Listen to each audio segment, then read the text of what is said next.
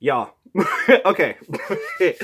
Whew, Game of Thrones. Like, that was the most intense episode I have ever seen in my life. This weekend has been too much for my heart. I had finals, Avengers Endgame, and then Game of Thrones The Long Night.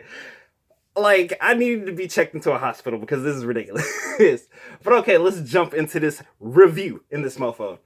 Okay, so, um, the episode gets a straight. I will take the bet. I'm gonna give it. Okay, I sat on it because I saw it. I was super hyped and I gave it a 10 out of 10 just because it was amazing. And I'm still gonna give it a high mark. I am. I think I still am gonna give it a 10 out of 10. Just because I know a lot of people were like, oh, it was so dark. But I'm like, dude, come on. The Night King has always moved in darkness. Like, it's a battle. It's not. I liked the realism of it because if you're the Night King, are you just gonna stroll in when it's sunny? No. Like, yeah, let's make this as dark as possible so people can't see. I just know like a lot of people complaining about the darkness. I was like, I'm chill with it. It brought me in to the atmosphere of the battle. It made me more immersed and feel what they were feeling. Because dude, if it was sunny, it's like, oh, okay, we can see what we're up against. But dude, that was just an added layer of like, we're fighting the dead and we can't see crap. Like that just makes you so scared. So okay, Melisandre strolls up and she's like, "Yeah, I'm back." So I thought that was funny. I was like, "Oh crap, Melisandre's ready to roll. Let's go." So Melisandre gets there. She's like, "Dothraki, everyone raise their swords." Lights that bad boy on fire. And I'm like, "Okay, let's go. Let's get to work." The Dothraki roll out and are immediately killed. I was like, "Oh no." As all the lights started going out, I was like, this is not good. This is not good. Jorah was like, nope, about face. Let's go back to the castle. So Dany is just like, nah, F this. She killed my Dothraki, man. My day one peoples. So she goes to hop on the dragon. John's like, yo, let's chill. Let's stick to the plan. She's like, nah, F all that. I'm ready to roll out. So John's like, all right, screw it. I got your back.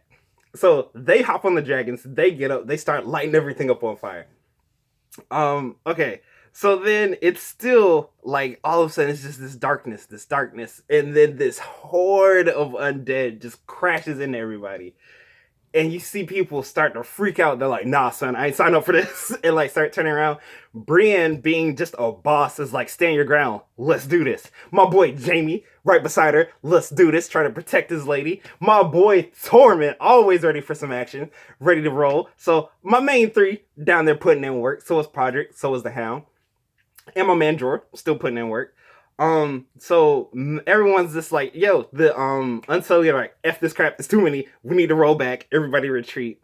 So they retreat across the thing, but it's so dark because the Night King just like unleashed a winter storm that Dany and Jon can't see to light the trenches. So again, my girl Melisandre's like, I got this. Lord of Light. She kind of freaked out because she was like, powers, powers, let's go. So finally she lights the trench. And it was so cool, very cool shot of like the ring of fire around Winterfell. And then everything just proceeds to go to crap. Because the Night King's like, oh, okay, nice try. But he has so many bodies. He just has so his forces are just so it's just so vast. He just like, all right, just throw yourselves on the fire, create a bridge. And it just all goes to crap. Like I loved how just frenetically paced that battle was. Just the hordes throwing themselves over the wall. And you could see how the plan went from like organized stages of fighting and combat to just fight for your life because it is too many of these bad boys. Everybody gets a moment to shine. My man Grey Worm was putting in work. My boy Sam, my man Sam was stabbing left and right. Now my man was crying, but hey, a lot of us would be like that too. You can cry, but like my man what Sam was doing, still stab left and right, try and take out as many as you can. My girl Arya, who gets MVP of the episode. She gets MVP for reasons we will get into later, but she just takes her little swords, putting down walkers left and right. Arya is a straight assassin with it. My man Jon putting in work on the dragons. Now, Dany and Jon can't see. They crash into each other. But oh, CGI. was so on point for this episode. The dragons fight looked amazing. So Jon and Dany are trying to fight the Night King on their dragons. Just A1. What we've been waiting for so long. We finally get to see it, and it lives up to the hype for me. Now, okay, while all that's happening, they try and keep Bran in the Godswood to try and protect him, because the Night King is obviously coming for him. My man Theon gets co-MVP because, let's see. I gotta give this dude Most Kills award, because my man was going off with his bow and arrow, and then my man was going off with his spear. Like, dude, this man single-handedly took down, like, probably, like, 20, 30 whites by himself, because all his Ironborn got killed. Bran, sir, what were you doing? Bran, what were you doing, sir? This man's like, I'm gonna go now, Theon. I'm like, oh, okay. I'm thinking this dude's gonna try and warg into the Night King's dragon. Help out, sir. Contribute. That is what I need from you. And this dude just F's off into some ravens and just flies around the battlefield. Sir, you did all that training with the three-eyed raven. I need you to do more. I need you to warg into some of these White Walkers. I need you to warg into one of these dragons. Sir, I need you to contribute. Do not just sit in your wheelchair and just be like, I'm a bounce for a little bit. Sir, I'm sorry. Come back, Mr. Three-Eyed Raven, and help us. Help us help you. But anywho's, so okay, dang, where was I? Okay. So like I said, everything starts going to crap. Very cool fight with the dragons, but then I think it was Rhaegal got hurt. So they knocked the Night King off his dragon. Which the dude is just so nonchalant. He just falls through there. Is like, oh, okay. I mean, of course he's not gonna get hurt. But so he lands. I think Jon lands because he's like, yo, I'm about to 1v1 this dude. And again, hold on. Let's see. So then Dany tries to hit him with some. She uses her dragon, Dracarys, at the Night King. Cool moment, very cool moment, because the Night King, after the dragon fire like goes away, he's just like, and that was hilarious. His smirk was hilarious. So Jon's running to try and 1v1 the Night King because he lands. Dany has to rise back up because all the freaking zombies are about to whites are like climbing on top of Drogon. So she gets thrown off. Drogon takes to the sky, and that's pretty much it for the dragons. Because they're both like hurt as balls. So Dany's about to freaking die. And then Ser Jorah comes out. He's like, yo, let's roll. I'm ready. My man Jorah also gets co-tied with Theon for like, this dude was going on a kill streak. My man was putting in work to protect Khaleesi. My man Jon, he lands. He's trying to run after the freaking Night King. Again, the Night King is just so boss. He just turns. He's like, in a resurrection. And I was just like, dude. So my heart is just going like so hard because I'm like, everyone is about to die. Everyone is surrounded. Bran surrounded. Jaime surrounded. Tormund surrounded. Jon surrounded. Khaleesi is surrounded. My girl Arya is like, she is doing pretty good, but then she gets her head knocked on the thing. So she's disoriented. Dude, it's a lot. Even for Arya, it's a lot. So she gets scared. She's running through the halls of Winterfell trying to dodge White Walkers. The Hound, when all that fire is around, of course, he freaks out because he's scared of fire. But my boy Beric Dondarrion is like, yo, let's get it together. We don't got time for this. Look at Arya beasting. I need you to contribute, sir. So Beric Dondarrion fulfills his obligations to the Lord of Light. Arya's about to get killed. My man just straight whoop, throws his sword, takes out the white. Arya escapes, and my man Derek sacrifices himself to save Arya, which my boy gets on the low another MVP award because that sets up our ending. So Jon makes his way into the castle. The Night King's dragon comes back and he's just blocking everything because the Night King finally gets in. All his boys are making sure he can get to Bran. My dude's walking super slow. Melisandre, again, who I might have to give her another co-MVP award to, reminds Arya, what do we say to the God of Death? And Arya's like, not today. She repurposes Arya, gives her, like, resettle. You kind of got, like, knocked in the head, but let's get it together. So Arya just walks off. But I like how they did it. They kind of made you forget about it because you see everyone in trouble. Like, you think everyone's going to die, but we're going to get to who died later. So it's looking bad. It gets to the point the Night King's just walking through the Godswood because everyone is so overrun. He finally makes it to Bran, and my boy Theon, again, I loved his arc. My man Theon's like, F it. Just charges the Night King. The Night King immediately breaks the spear. Bam. Kills my man Theon. He's going for Bran, who's just like, I guess I'm about to die. Looking so nonchalant like he always does.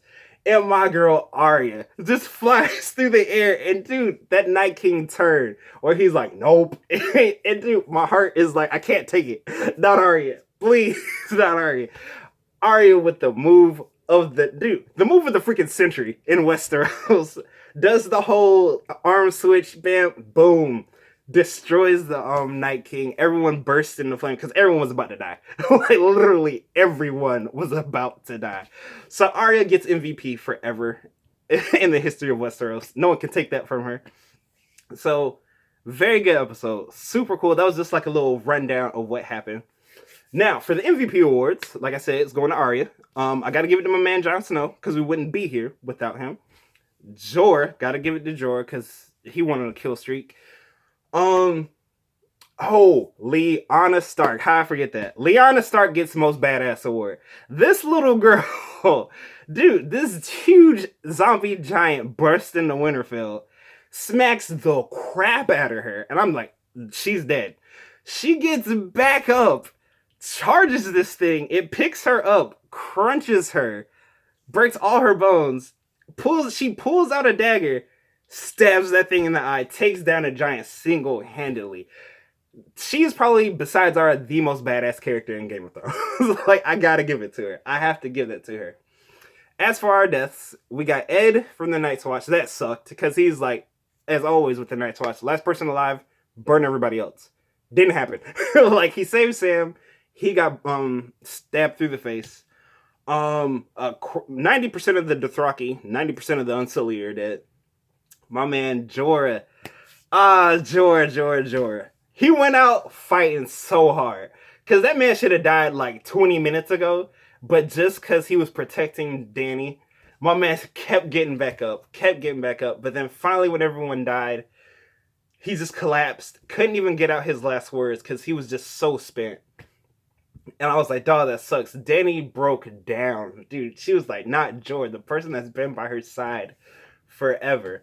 Like I said, my man Theon died. I was like, yo, Theon, you went out. He came back. He represented being a Stark. Yes, he's Theon Greyjoy, but he's also a Stark. Tyrion and Sansa also had some pretty crazy stuff going down in the crypts. Which I thought, I'm like, okay, if the Night King can raise the dead, why are we going to the crypts? It kind of doesn't make sense, but okay. And sure enough, we get some people rising from the crypts. I thought it would have been hilarious if we saw like a headless Ned Stark or something. That would have been funny.